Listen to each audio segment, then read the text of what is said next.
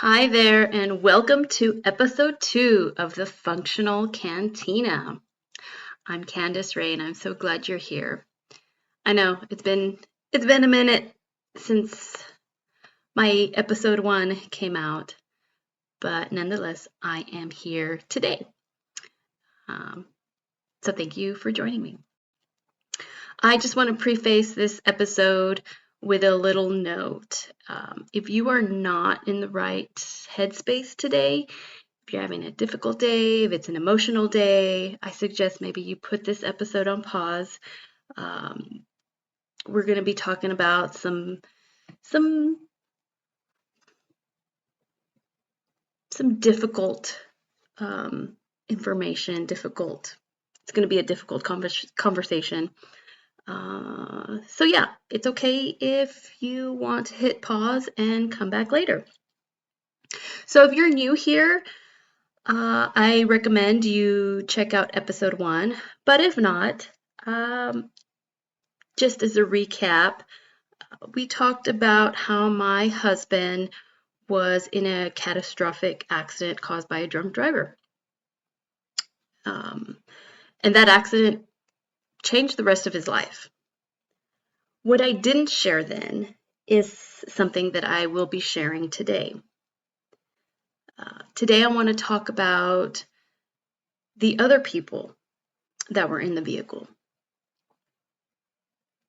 So my husband was the driver, my mother-in-law was a passenger, and my husband's aunt, my mother-in-law's sister, was in the back seat. And so, again, in episode 1, I talked about how my husband had some major injuries happen. His left leg was in a complete cast. His right leg has pins and rods down all the way down to his ankle.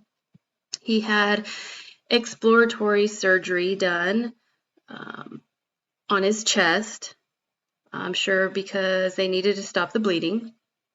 And so he has a scar that runs up and down his chest, a pretty large scar.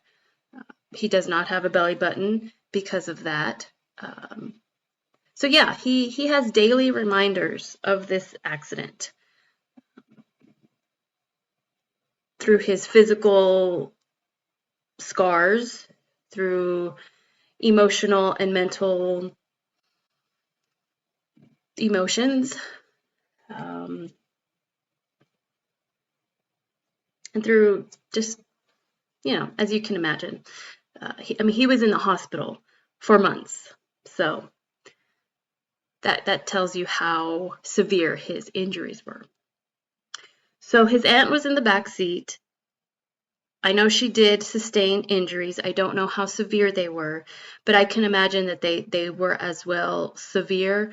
I don't think they were as severe, but I don't know. And I'm not going to talk about her injuries because I don't know. I don't know the story through her lens. I will, so I can't say. Maybe one day I'll be able to talk to her. I just haven't been able to figure out how to approach that. It's a very sensitive topic for my husband to this day. The accident happened in 1999. So I don't know. It's hard to talk about. As a matter of fact, I've been wanting to release this episode for a very long time. But of course, fear sets in. Fear of what other people may think. Fear of just fear in general. But anyway, so yes, his aunt did sustain injuries. She was in the back seat. And his mother was in the passenger seat.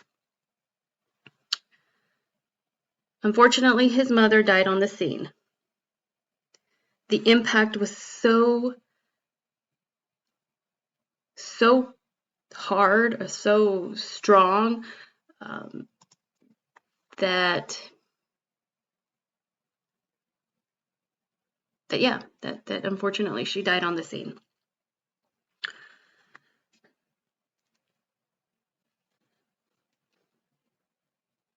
So my husband was involved in a catastrophic, tragic accident caused by a drunk driver. My husband was in the hospital for months. So when my husband told me that he hasn't seen the recording of his mom's funeral, I didn't quite understand. I didn't at that moment. This was years ago, and I've known my husband for about 16 years.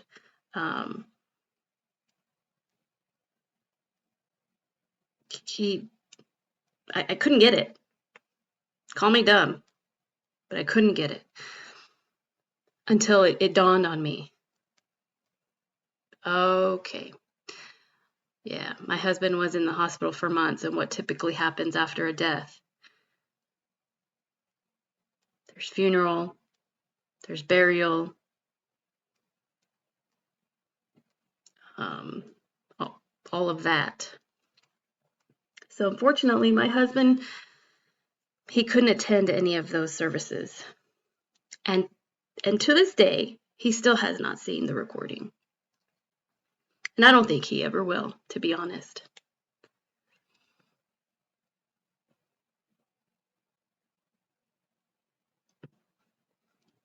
So this accident has taken so much from us, taken so much from him.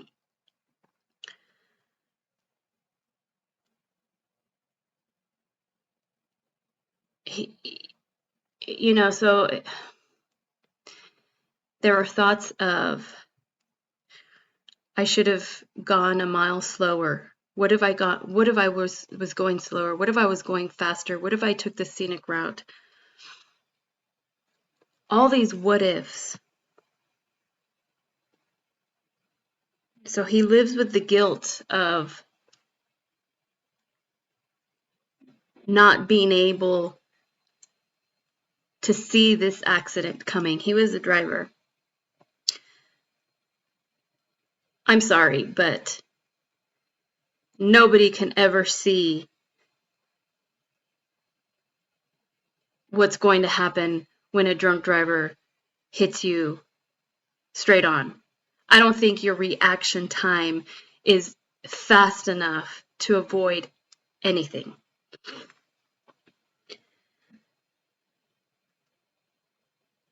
So he lives with that guilt, although it wasn't his fault, and was not his fault at all. He lives with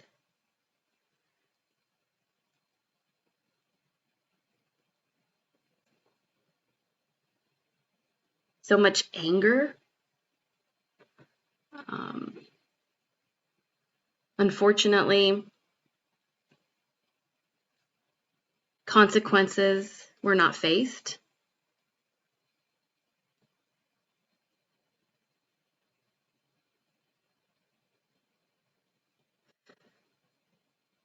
So there are a lot of emotions that surround this accident.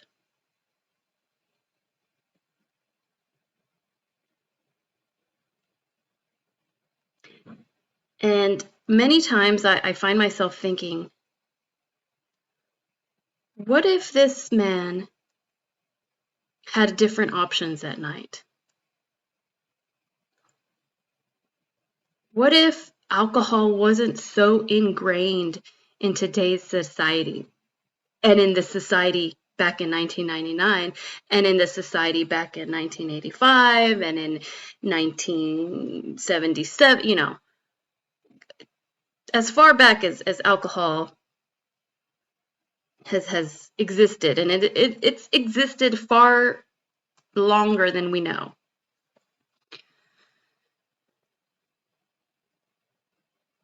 And although I do not condone the actions of this man, and I strongly feel that consequences should have been met, should have been faced, I always find myself wondering, what if there were more options? And I think we can all agree that this is a problem. It was a problem back in 1999, and it is still a problem now in 2026.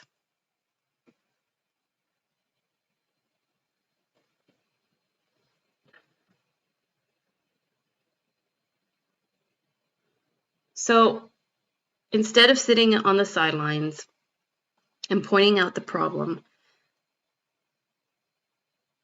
I have to be part of the solution. There's really no other way.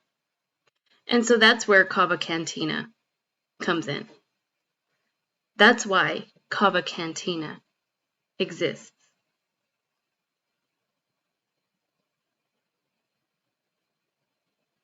To give people different options.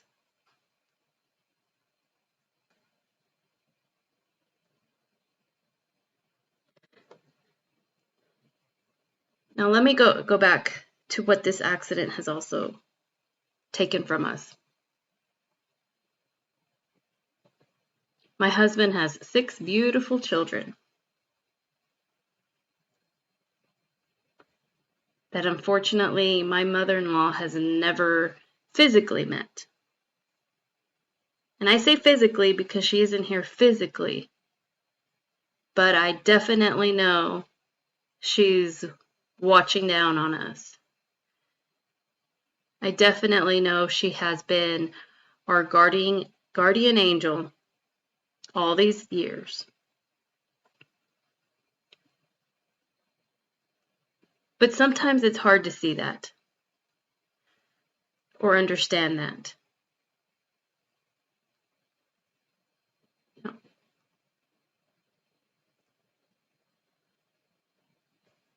The only memories my children have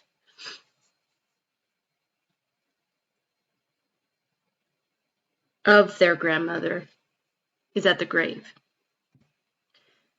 So during holidays or during times where we go and visit, we currently don't live in the place where she's buried. We live about 4 hours away. So every time we visit, we go to the cemetery and we clean up her grave. There's grass has been planted and grass dies, so we have to manicure it and just try to make it look as nice as possible. My husband hates when people place fake flowers on her grave. And I know it's not done I know it's done with good intentions, but my husband hates fake flowers. So he'll take away all the fake flowers from her grave. We try to put living plants around her grave. Although it is so dry where she's at, it just seems like everything dies because the city doesn't really do a good job of watering the cemetery. Don't even get me started on that issue. But those are the memories that we share with our kids together, is going to the cemetery. Unfortunately, it's really hard to talk about my mother-in-law.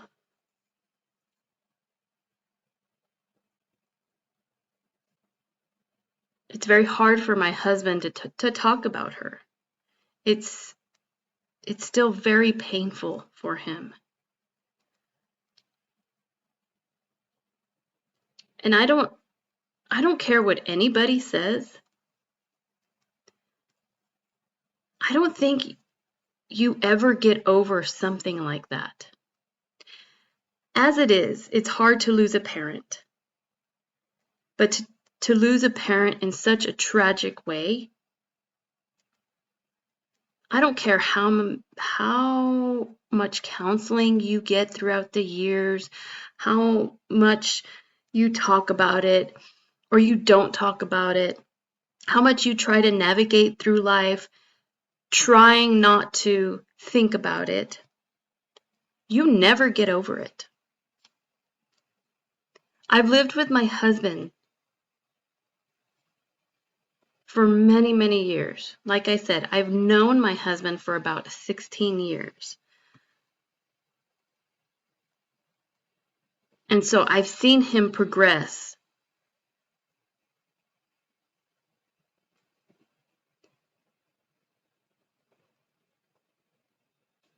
I've seen him struggle. I've seen when he's happy. And let me tell you, it's not the happy that both you and I are used to. It's a happy, but still something missing.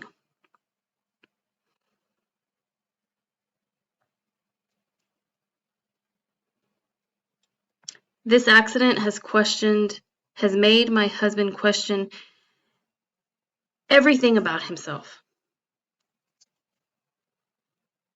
His worth, his love, his physical abilities.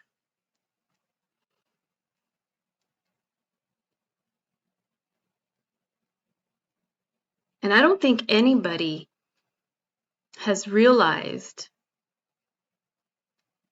how this accident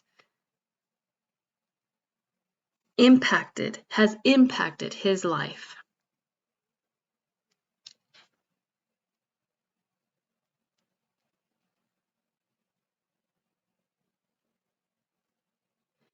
And all of this has been caused by alcohol.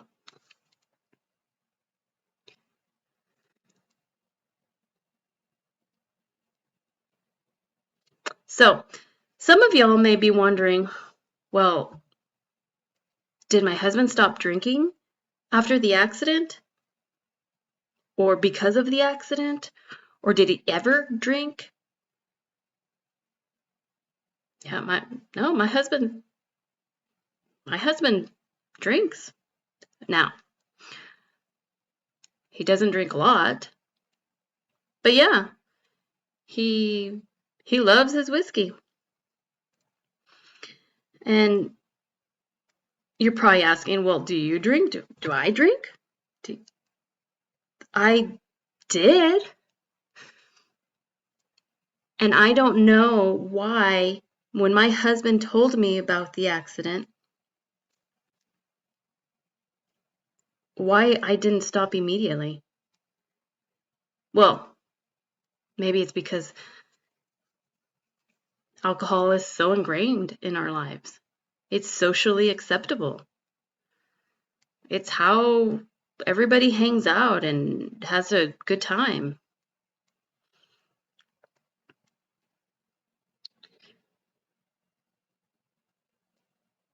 And so it wasn't until about a year ago I decided that I was going to part ways with alcohol. And now I didn't do it overnight. Well, I kind of did, because at this point, alcohol really wasn't serving me any good. It never did. But now it really isn't. It's doing more damage than good. Well, quote unquote good, right? It never was good.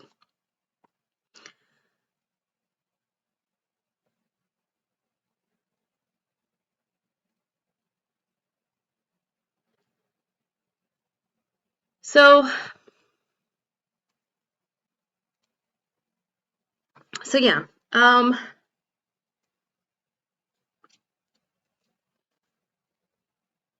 yeah. Yeah, I see this accident through my lens, right? And through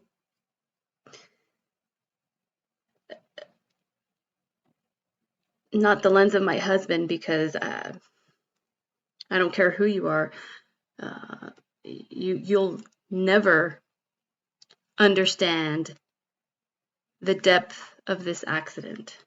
I, you know, none of his family will understand what he went through, what he's going through, what he will always go through.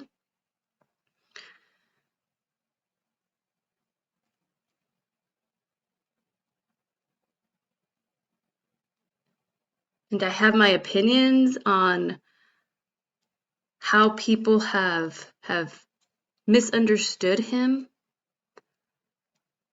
how family might have misunderstood him and continues to misunderstand him. But just know that despite whatever you think, my husband is the strongest man you will ever meet.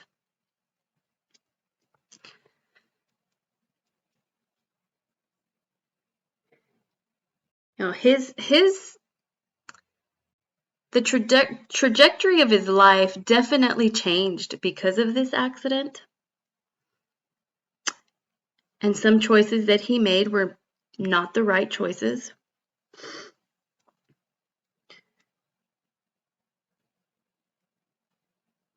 But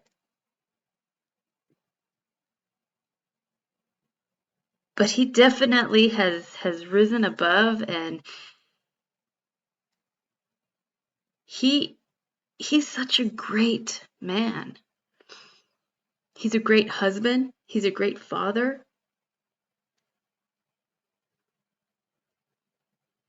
He's a great man.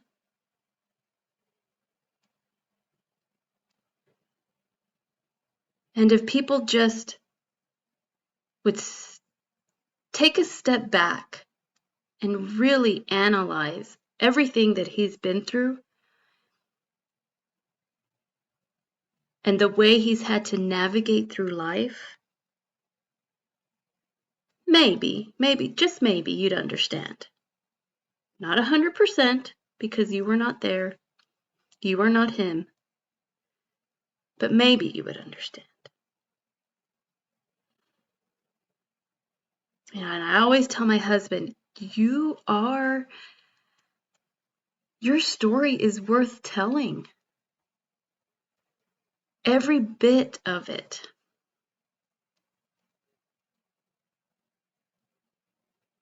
But he just doesn't give himself enough credit.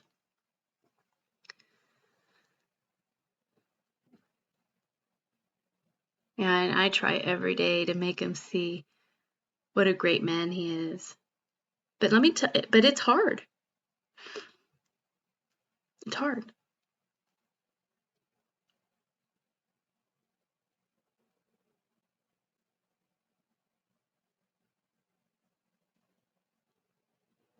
So,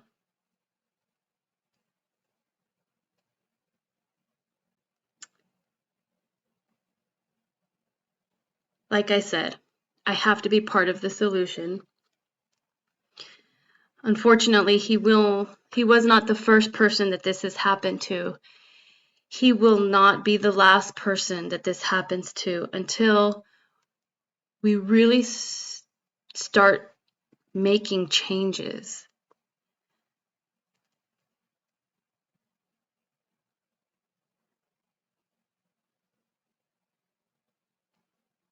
And so here comes Kava Cantina. We are going to make changes. And although it's taken a little longer than anticipated,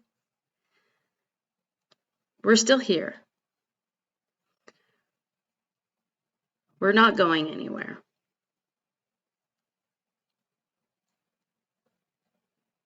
And we have really great plans. but I can't tell you just yet because those are secrets.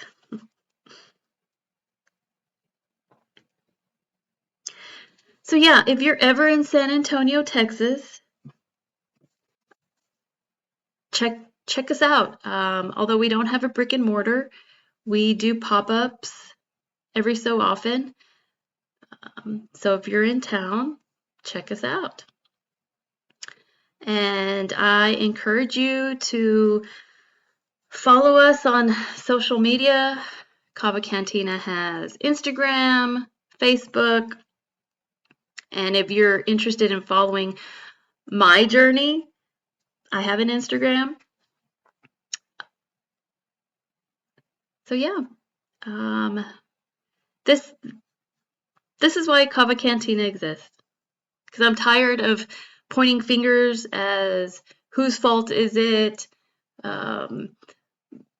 this back and forth conversation we have as a society, and we just need to start providing more options for people, whatever that may look like. Alcohol is not the answer, and it has caused some major havoc in our lives from both angles. So, thank you for giving me space in your day, time of your day. I appreciate it. And I really hope to be here more often than I have been. So anyway, I hope you have a great day today and stay tuned. Bye.